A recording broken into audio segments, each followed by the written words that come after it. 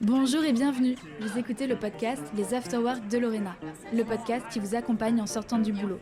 Lorena, c'est moi. Ici, je rencontre, je questionne, je raconte et je tisse des liens entre ce qui nous relie et ce qui nous met en mouvement pour dessiner un monde du travail plus vivant. Merci d'être là et bienvenue dans cet Afterwork. Nouvel Afterwork, nouvel invité. Aujourd'hui, je tends le micro à un explorateur. Il n'a pas de longue vue ni de bateau pour atteindre des terres inconnues, mais il explore le monde à travers sa caméra. Et le monde qu'il explore, c'est celui du futur du travail. Samuel Durand est avec moi pour cet Afterwork. Il m'accueille dans son camp de base, là où naissent toutes ses aventures, là où commencent les histoires de ses documentaires. Explorateur et entrepreneur, vous allez découvrir que Samuel adore apprendre et partir de zéro. Films documentaires, conférences, bandes dessinées, comédie club et bientôt des formations. Rien ne l'arrête. Enfin si, il s'est arrêté le temps de cet afterwork pour parler de son prochain film consacré au management. Il raconte comment naissent ces documentaires, comment chaque thématique ouvre la voie vers la suivante. On a aussi parlé des leviers de motivation et de ces entreprises qui participent à faire évoluer notre société. Merci à Samuel d'être présent pour cet afterwork et de nous partager la richesse de tes explorations. Bonne écoute! Moi, j'ai une première question que je pose à tous les invités qui viennent ici, c'est de nous raconter l'afterwork. Finalement, où est-ce qu'on se trouve et pourquoi tu as choisi ce lieu? Alors, on se trouve dans un appart qui est mon hub, mon point de passage à Paris. C'est un appart qui appartient à mon père et que j'ai récupéré parce que je passe mon temps dans des trains à droite à gauche. Et Paris se trouve quand même être l'endroit où je fais la plupart des interventions, où il y a le montage documentaire qui se passe aussi. Donc j'ai besoin d'y être régulièrement. Et l'hôtel que j'ai fait pendant des années, en fait, je trouve que c'est pas reposant, c'est fatigant. Et même si là, on est dans un appart qui est pas hyper décoré, qui est un peu appart témoin Airbnb, je me sens quand même plus à l'aise ici. Et donc, c'est intéressant parce qu'en fait, c'est vraiment le point de passage, le point de départ et de retour de quasiment toutes les aventures dont on va parler aujourd'hui. Ok, super. Donc, c'est un petit cocon intime quand même là. Ouais, alors le vrai cocon, il est chez moi à Lyon. C'est là où j'ai vraiment ma base, où je me sens chez moi. Et ici, c'est mon, je sais pas, c'est comme, tu vois, tu vas faire une montagne, et ben là, t'es au camp avant, et quand t'as fait ton sommet, ensuite tu reviens à ton camp avant de rentrer dans la vallée. Et ben là, c'est un peu le camp de base numéro 2, par exemple. Ok, super. Merci pour l'invitation. Alors, dans ce camp, moi, j'aime bien démarrer aussi les échanges par une introduction et introduire la personne qui est invitée. J'avoue que j'ai eu un peu du mal avec toi, avoir une petite page blanche, juste parce que tu fais tellement de choses que je me suis dit, mais comment en fait on résume ça, tu vois, pour raconter qui tu es.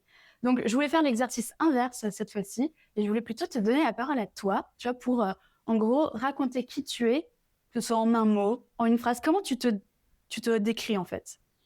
Ce qui résume, je pense que c'est le côté explorateur. Moi, je me sens un peu explorateur, je me sens entrepreneur. Et je pense que le fil rouge aussi de toutes les activités, c'est l'écriture. C'est que j'aime écrire, j'aime penser des formats créatifs. Et, euh, et le sujet qui m'éclate depuis 6 ans maintenant, c'est le travail. Donc quand on mélange tout ça, ça donne plein de formats, des documentaires, des BD, des expos photos, un comédie club, des conférences.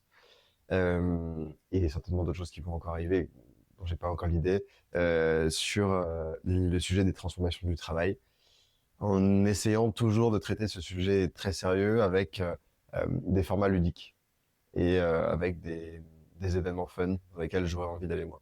Ok. Parce que c'est vrai que moi, je me suis dit que j'allais peut-être de décrire avec des verbes, tu vois. Et du coup, je me suis dit qu'il y avait explorer, en effet. Donc, tu l'as dit pour explorateur. Moi, j'avais vu le mot transmettre aussi, c'est-à-dire vraiment tout ce que tu vas explorer, en fait, il y a quelque chose à transmettre.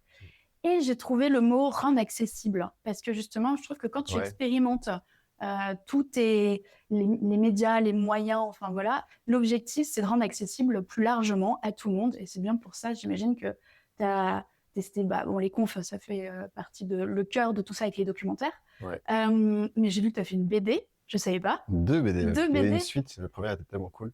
Ok. On s'est éclaté, c'était trop bien. C'était très très chouette. Sur comment le monde de l'entreprise, en fait.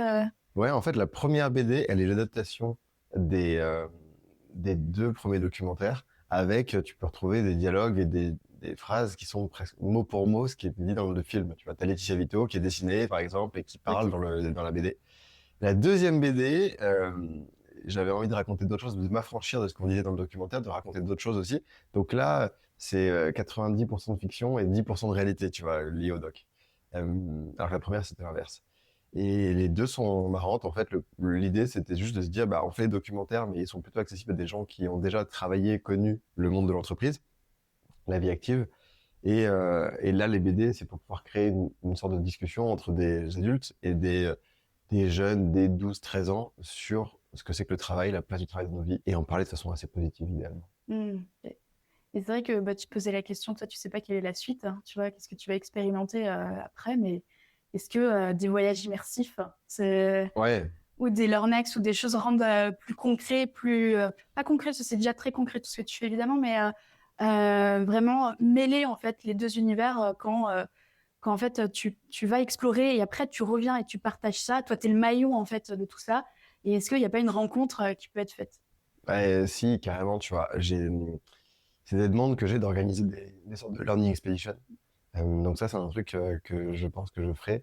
Là, j'arrive à un moment donné où, tu vois, je vais pas arrêter d'explorer, mais j'ai tellement amassé de contenu qu'il faut, au-delà de documentaires et des newsletters, je pense aussi que je prenne le temps de me poser dessus et de le traiter et de le rendre encore disponible sous d'autres formes. Donc là, la suite, je pense que je vais tester des formats de formation pour aussi décorréler. J'atteins un peu un plafond de ce que je peux prendre comme train dans une année et comme donner comme conférence. Donc en fait, si je veux toucher plus de monde, il faut que j'ai des formats où je puisse aussi toucher d'un coup plusieurs entreprises à distance aussi peut-être. Et donc il y aura la formation. Et puis un format communautaire. Je passe mes journées à faire des intros par mail ou par WhatsApp à des gens qui ont besoin de parler à quelqu'un d'autre, à un père qui vit la même chose, tu vois. Et donc en fait, là, je commence à lancer un petit, ça commence tout bête hein, avec un canal WhatsApp, mais où juste les gens peuvent se partager des ressources, des événements qui leur plaisent, se poser des questions, et ça, je trouve. Donc j'ai envie de creuser ce format-là de communauté aussi. Et après, dans des formats plus créatifs, il y en aura d'autres aussi, c'est sûr, mais je sais pas, est-ce que ça sera une communauté musicale sur la travail, ce sera. Je sais pas. Là, pour l'instant, vraiment, je m'éclate sur le Comedy Club. On est en train d'en préparer plein avec Victor, l'humoriste avec qui j'ai monté ça. Et je pense que ça sera vraiment un truc qui va m'occuper pendant un moment, ça. Et puis il y a la Whip Expedition Night. Je sais pas si tu avais assisté à ces éditions, 3 éditions, 600 DRH dans une salle et on met des formats marrants. Et on a fait 3 éditions qui étaient très chouettes, mais la dernière, je me suis moins amusé. Et donc là, j'ai envie de reprendre le concept et l'améliorer, changer le branding, changer aussi les formats pour m'amuser à nouveau sur une 4e édition qui aura un autre nom. Ok, bon bah des beaux projets ou des belles réflexions sur plein de choses à venir encore, hein. Toujours. Et justement, donc ça fait maintenant plusieurs années que tu travailles sur ce qu'on appelle le futur du travail, en fait. Qu'est-ce qu'on entend par le futur du travail et quels enseignements tu as pu en tirer, même si, voilà, j'imagine que tu as emmagasiné énormément de choses. Si tu en avais quelques-uns à nous partager, ça serait quoi comme enseignement? Alors, le futur du travail, moi, je le définis comme étant un ensemble de bonnes pratiques qui permettent d'améliorer à la fois le bien-être et la performance au travail.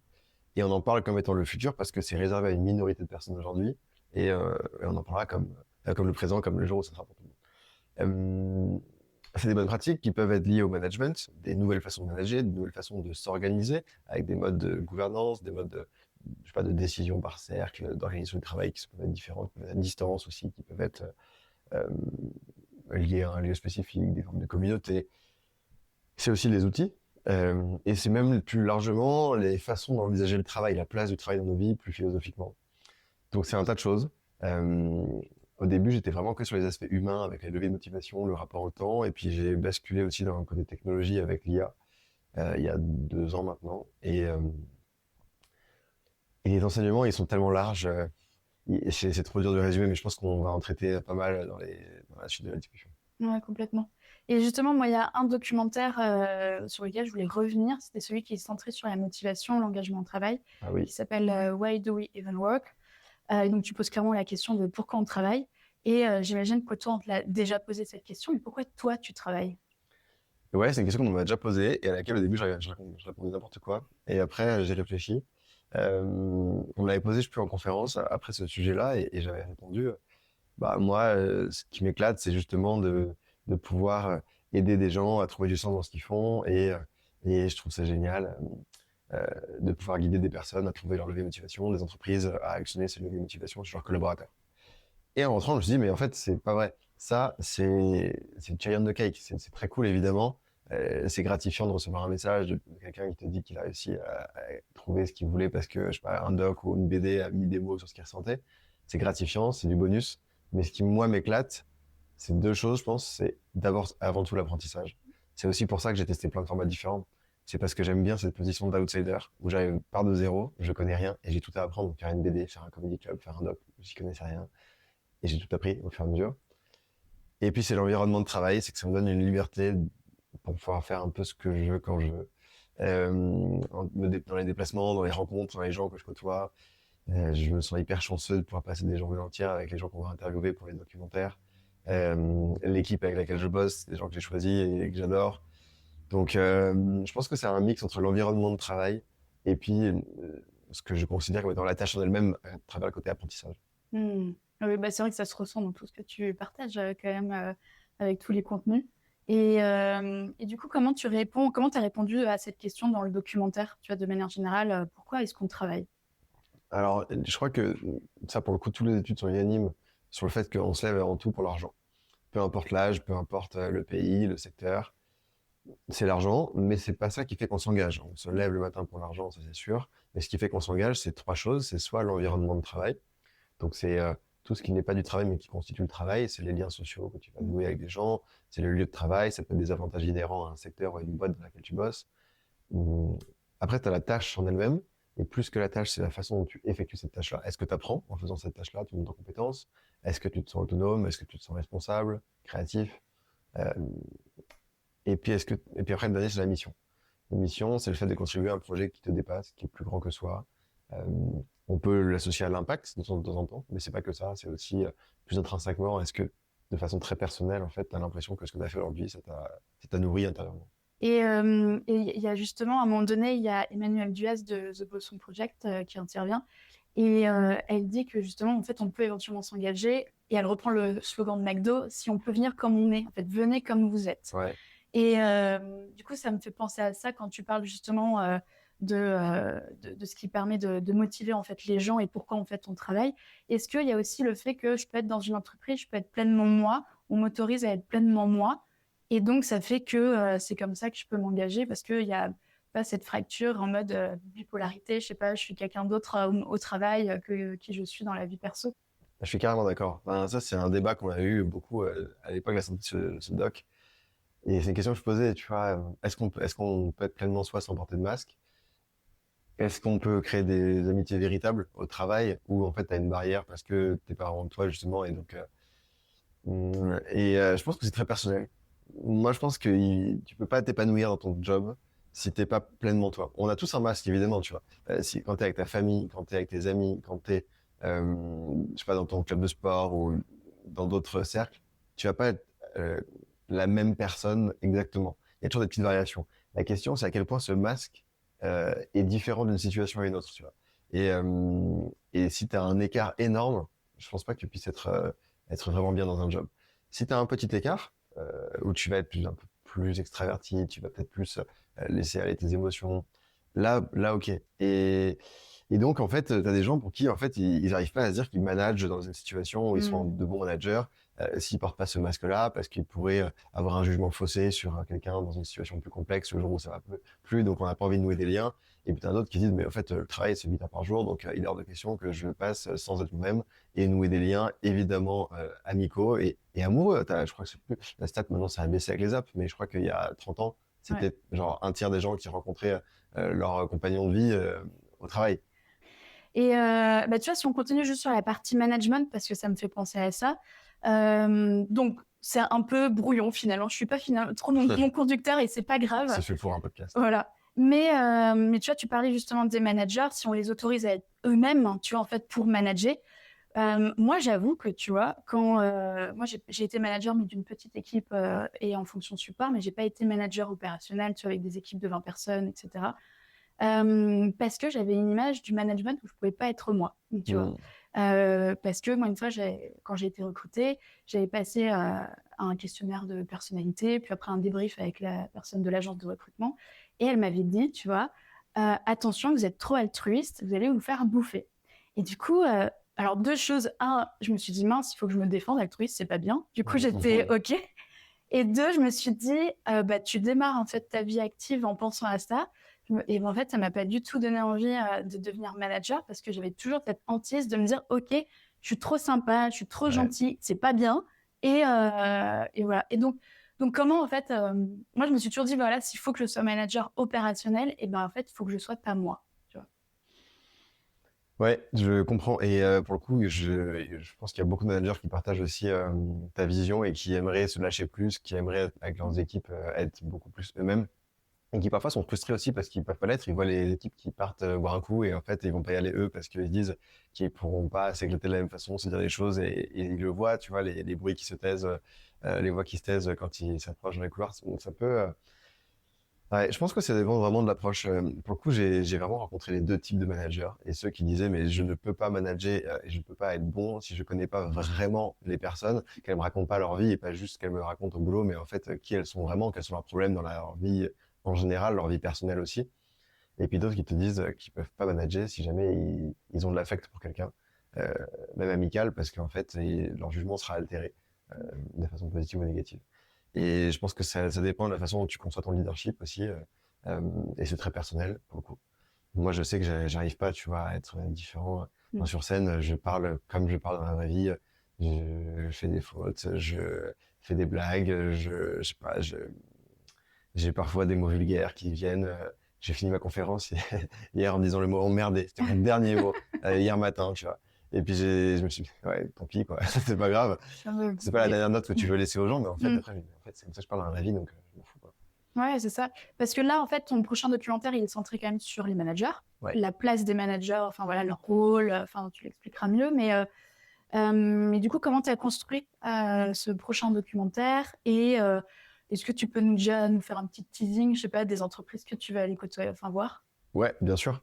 En fait, chaque documentaire, l'idée, elle me vient quand je sors le précédent. Parce que au moment de la sortie, il y a plein de projections. Donc, j'ai énormément de discussions avec un tas de gens partout en France, souvent des RH, mais c'est un peu plus large. Et c'est des discussions qui me nourrissent parce que je vois forcément, comme il y en a plusieurs, quels sont un petit peu les chemins qui se recroisent et vers où ça va.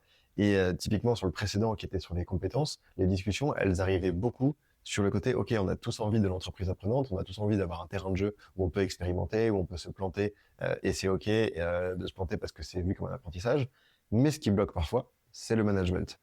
Et donc en creusant un petit peu le management, je me suis rendu compte que c'était une fonction qui avant était prestigieuse, qui aujourd'hui n'attire plus pour un tas de raisons, parce qu'on a promu les mauvaises personnes managers, parce que ils sont souvent pas formés, pas outillés, euh, et donc parfois ils sont mauvais, mais malgré eux, ils essaient de faire au mieux, mais c'est compliqué, parce qu'il y a plus de reconnaissance pour ce métier. Enfin, pour un tas de raisons, ça fonctionne plus. On va en parler un petit peu de ces raisons-là dans le doc, mais ce qui va nous intéresser, c'est qu'est-ce qu'on fait surtout pour le rendre attractif à nouveau, et puis peut-être aussi quels sont les modes de management qui permettent de déployer l'entreprise apprenante de façon plus efficace, qui permettent d'engager les équipes de façon efficace et durable dans un monde d'incertitude. Donc on essaie de relier un petit peu aussi avec le documentaire précédent, évidemment. Oui, parce que tu vois, dans les autres documentaires, qui est autant pour la motivation, l'engagement, l'IA, en fait, le manager reste central quoi Bien qu'il arrive. sûr.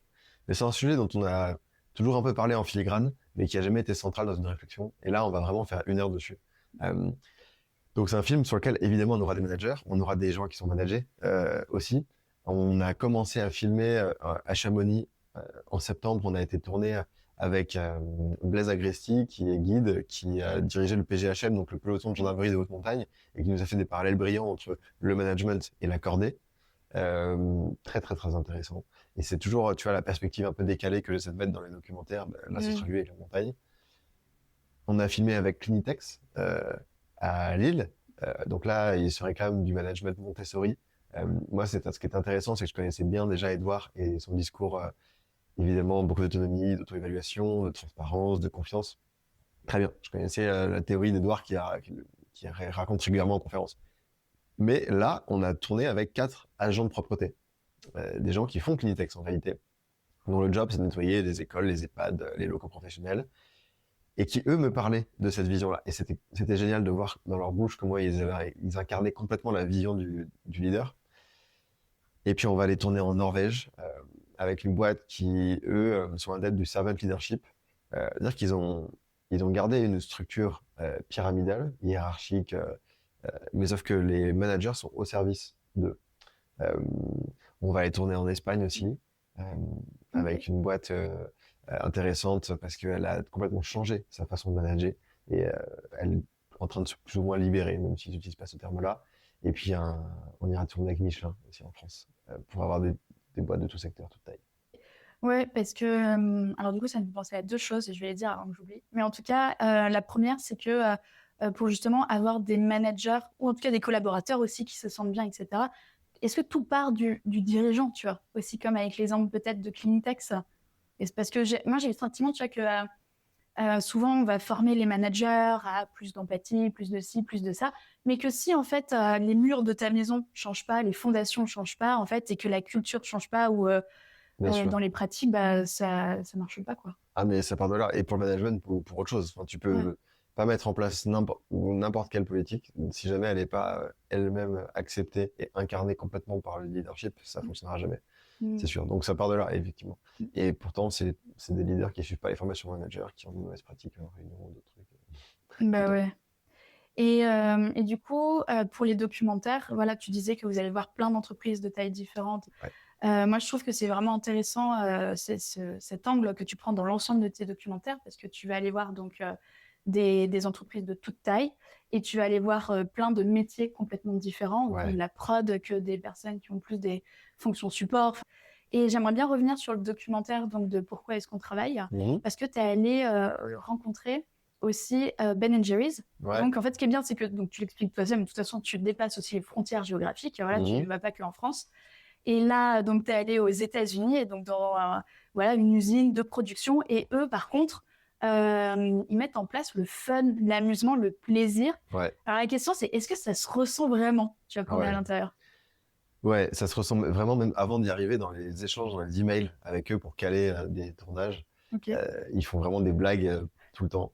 C'est comme les humoristes, quand je parle avec eux sur Comedy Club, ils font que des blagues. Ok. Et puis tu arrives là-bas, tu sais, une des premières règles, c'est que tu choisis ton titre de poste. Et donc, tu as, je sais pas, la personne qui, en réalité, était une ingénieure, tu vois, qui choisissait les goûts des prochaines glaces Ben Jerry's. Elle, c'était Flavors Guru. T'avais le Grand Poobah of PR, qui n'est d'autre que le directeur com. Et en fait, chacun a choisi un titre de poste assez marrant. Ils ont fait un cimetière des parfums de glace abandonnés qui peut se Ouais. visiter, qui est très drôle. Et puis là, tout sur les murs rappelle un monde un peu enfantin, un peu un imaginaire très ludique. Euh, et puis tu les sens vraiment en train de se faire des blagues, de s'amuser, et ça se vit quoi comme truc. Hmm. Mais on est d'accord, en fait, il faut l'univers de marque qui va avec, quand même, Ouais. tu vois, parce que, en fait, il y avait des questions comme ça qu'on avait côté SNCF, tu vois, parce que Wigo est Ouais. très peps, en fait, autant dans les couleurs, l'univers de marque et tout, ça se ressent dans la relation client qu'il peut y avoir avec les chefs de bord, etc. Mhm. Mais par contre, TGV Inouï, un côté plus premium. On cherche classe, ouais. Voilà, donc en fait, selon l'univers de marque, en fait, on peut pas forcément faire du fun partout, mais après, Ouais. c'est peut-être pas le fun qui engage tout le temps, quoi. Enfin, Mais en fait, oui, non, mais Ben Jerry's, ça va hyper bien avec leur univers de marque, Voilà. c'est Mm. clair. Eux, ils ont poussé le truc à l'extrême. C'est devenu leur slogan et effectivement, tu l'incarnes, tu vois. Je pense que si t'es pas de bonne humeur un peu tout le temps là-bas, tu vas t'ennuyer et tu vas être saoulé parce que tout le monde est trop de bonne humeur et enfin, c'est les Américains aussi. Oui. Mais toutes les boîtes ont pas besoin d'être comme ça et tu peux juste avoir un excellent environnement de travail dans lequel les gens s'entendent hyper bien sans juste jouer au tout va bien et on rigole tout le temps, on se fait que des blagues. Ouais. Carrément. Et après, tu as des univers, par contre, qui, tu vois, à l'inverse, je pense, se donnent un genre, une sorte de culture pas fun, un air trop sérieux, alors qu'ils pourraient ne pas l'être de cette façon-là, Mm. mais parce qu'ils estiment que c'est l'image de leur métier, c'est l'image de leur boîte aussi. Mm. Et ça, c'est tu vois, autant dans un sens comme Ben Jerry's, ok, allez pousser le curseur au maximum si vous voulez, mais dans l'autre sens, en fait, là, ça peut être délétère. Ouais, oui, je comprends. Mais tu vois, nous, une fois, on avait joué en interne, parce que quand même, en interne, tu peux t'autoriser d'être un peu fun. Et à l'époque, il y avait un projet qui s'appelait la simplification de la gamme tarifaire, tu vois, et on avait un collectif de gamers, tu vois, c'était des agents experts de la gamme qui nous accompagnaient. Bref, et du coup, en interne, on avait fait une série vidéo de la question qui gratte. On avait appelé ça comme ça. C'est-à-dire, en gros, quand tu as un client qui vient te voir et qui te pose une question et que tu n'as pas trop envie d'y répondre parce que justement, c'est une question un peu chiante et tout, mais qui titille, mais en même temps, il faut que tu aies les éléments de langage pour savoir y répondre. Et donc, on avait joué quand même avec cette vidéo, le générique de cette vidéo. En fait, on avait pris plein de gens qui se grattaient. Tu vois, et genre qui se grattaient, mais qui se grattaient de 36 000 manières différentes. Et en fait, ça peut paraître tout bête, mais à chaque fois qu'on amenait de l'humour dans la manière dont on communiquait en interne sur des sujets qui sont pas sérieux, importants, et ça a amené plus de fun, ça a amené plus d'engagement, en fait, et aussi, je pense, une mémorisation C'est du sûr. message. Ouais, puis tu peux faire passer des messages que tu aurais du mal à faire passer. Effectivement, je pense que tu les retiens beaucoup mieux aussi avec une vanne à fond. Bah ouais. Par contre, tu rappelles très bien dans le documentaire que c'est bien l'amusement, le fun et tout, mais ils disent aussi qu'il faut une base solide. C'est-à-dire dans le sens où si tu as chez Ben Jerry, si tu as tes machines qui ne marchent pas, tu vois, en fait, si tu es dans des conditions salubres, enfin, qu'importe, ça rime à rien, il faut quand même une base solide. Ouais, ça fait pas tout. Hein. Tu peux le faire que quand tu as déjà un environnement sain dans lequel chacun se sent à l'aise pour arriver le matin en étant lui-même, dans lequel effectivement tu as une culture de travail où les objectifs sont atteints, où ça déroule, tu as quand même une gestion de projet. C'est un truc en plus qu'ils ont eux, mais c'est pas c'est peut-être un élément différenciant parce qu'ils l'ont poussé vraiment à l'extrême, mais effectivement ça marche pas seul, ça marche avec et c'est ce qu'on dit dans le doc en fait, c'est que les leviers de motivation on n'a pas tous les mêmes. Et je fais ce sondage tout le temps quand j'arrive dans ces conférences avec ce film, c'est si vous ne deviez choisir qu'un seul levier de motivation, lequel ce serait pour vous? Et en fait, dans la salle, parmi les trois que je propose, environnement de travail, tâches et mission, ça monte, tu vois. Alors c'est souvent beaucoup environnement de travail, beaucoup de missions, un peu moins tâches, mais tu as quand même des trois. Et donc, tu as des gens qui, eux, vont pas... Enfin, ça leur apportera rien, ils s'en foutent de rigoler avec leurs collègues. Eux, ce qui les intéresse, c'est d'apprendre est-ce que je me sens utile, est-ce que je monte en compétences. Pour d'autres, c'est est-ce que j'ai de l'impact, tu vois. J'ai envie je suis hyper altruiste, j'ai envie d'avoir de l'impact. Et d'autres qui sont pas du tout, qui sont plus égocentriques, tu vois. Et c'est juste parce que moi, je m'amuse avec mes collègues. Donc, il en faut pour tout le monde.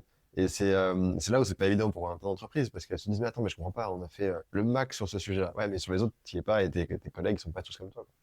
Et ça permet aussi de comprendre, du coup, en tant que manager, pourquoi quand on est hyper enthousiaste sur un projet, ses collègues ne le sont pas forcément. Et je pense que le truc numéro un, en tant que manager, c'est de comprendre dans son équipe rapprochée quels sont les vrais leviers de motivation intrinsèques de chaque personne et de faire en sorte de pouvoir les activer au quotidien ensuite. Ça me fait beaucoup penser à l'outil, le Workscope de Anaïs Georgelin avec So Many Ways, tu vois, où elle intervient vraiment sur les 5 rapports au travail, avec vraiment ce que tu viens de dire, l'impact. Je crois qu'il y a également tout ce qui est transformation, l'introversion, enfin bref, en fonction de ce que tu recherches.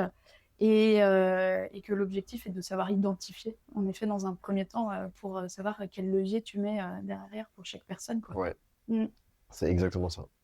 Il y a autre chose où je suis curieuse, parce qu'en fait, tu avais fait un post LinkedIn il y a quelques mois où tu questionnais les personnes pour savoir qu'est-ce qui fait un bon manager. Tu te rappelles? Ouais. Qu'est-ce qui en est ressorti? Tu te rappelles un peu ou pas? Ouais, quasiment tout le monde, même si n'utilisait pas les mêmes mots, parlait de reconnaissance.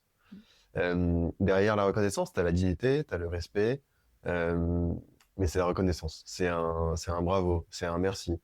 C'est même si j'ai raté, c'est pas t'es nul d'avoir raté, c'est bravo d'avoir essayé.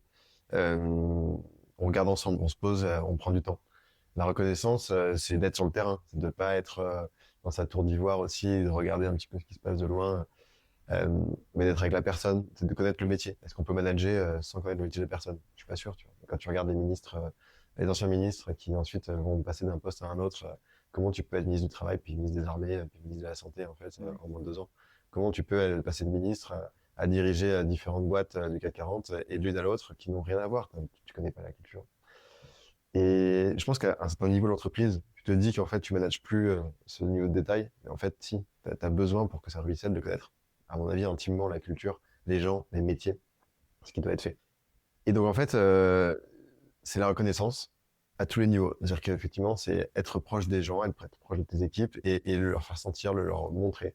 La reconnaissance, c'est aussi d'être capable de s'adapter. Tu as la règle et puis tu as le bon sens. Et la reconnaissance, c'est être capable de faire preuve de bon sens dans des situations où tu te dis, en fait, cette personne-là, elle n'a pas besoin que je lui rappelle la règle, elle a besoin que je sois là pour elle, pour la faire monter en compétence, pour juste l'écouter pour dire, parce qu'en fait, elle a juste envie de parler à ce moment-là.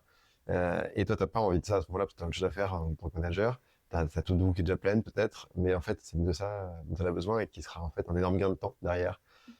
Et donc, la reconnaissance peut prendre mille façons, mille formes, mais je crois que c'est ça qui t'est témoigné le plus dans les commentaires. Mm. Ouais, je comprends parce que, tu vois, moi, je dis souvent que l'engagement, en tout cas, s'il n'est pas enfin, connu ou reconnu, c'est-à-dire qu'on l'identifie, qu'on l'observe et qu'on le reconnaît, ben, en fait, il peut vite tomber à l'eau après, retomber comme un soufflet. Ouais, Mm. ouais, c'est exactement ça. Il faut que la personne elle puisse se rappeler, ok, dans cette situation, en fait, qui était particulière, soit parce qu'elle était géniale, c'était un moment de fête, j'ai réussi un truc de dingue, soit parce qu'elle était neutre, soit parce qu'elle était enfin, nulle, mais je me sentis dévalué, raté. Je me rappelle de la réaction de mon manager dans ce moment-là. Et il a témoigné la reconnaissance en faisant X, Y, Z. Mm. Mm. Moi, j'avais répondu aussi, du coup, je me rappelle. Mais moi, j'ai mis autre chose, j'ai mis l'humour, tu vois. Donc, Ok, parce que moi, je me souviens vraiment de deux chefs qui étaient extraordinaires. Et alors, il y avait déjà la reconnaissance, donc j'avais pas besoin de penser à ça parce que je l'avais automatiquement. Mais en tout cas, l'humour, c'était trop chouette parce que en fait, c'était des managers qui se prenaient pas trop au sérieux, qui étaient en fait experts en fait sur leur sujet et tout, et toujours là pour parler. Enfin, quand il fallait avancer et parler, il y avait pas de souci. Mais mais par contre, ils savaient faire rire en réunion, et du coup, c'était un pur bonheur. Et ils savaient faire rire quand il y avait des situations qui étaient chiantes et qu'on vivait tous en collectif, parce que tu as des projets chiants des fois qui arrivent, tu as des irritants, etc.